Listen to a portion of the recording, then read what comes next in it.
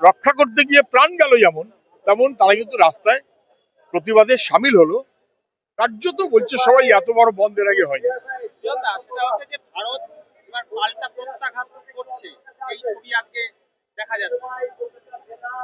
প্রত্যাঘাত ভারত নিশ্চয়ই করছে, সরকার তাই সিদ্ধান্ত করেছে।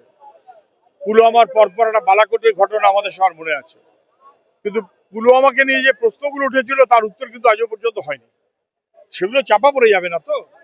নিশ্চয়ই জঙ্গি তৎপরতার বিরুদ্ধে আমাদের রুখতেই হবে, এ নিয়ে কোনো সন্দেহ নেই। কেন রুখতে পারলো না? কেন নিরাপত্তা ফেল করলো?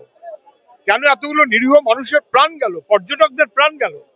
তাহলে প্রধানমন্ত্রী কাশ্মীর নিয়ে যা বলছিলেন সেগুলো বাতুলতা বলে মনে হচ্ছে। কেন সেটা হলো? এই প্রশ্নের উত্তরটা তো দিতে হবে। সেই প্রশ্নের উত্তর দেওয়ার চাইতে বিহারের নির্বাচনের প্রচার এবং সেখানে বাকি যা কাণ্ড কারখানা, সেটা যদি পছন্দ বেশি হয়ে যায় তাহলে মানুষের নিরাপত্তাহীনতা কিন্তু আরো বাড়বে। কেননা নিরাপত্তা বাহিনীর মূল কাজ যদি রাজনীতির নেতাদের নিরাপত্তা দেওয়া হয়, তাহলে মানুষের নিরাপত্তা কোথাও না কোথাও কম্প্রোমাইজড হয়ে যায়।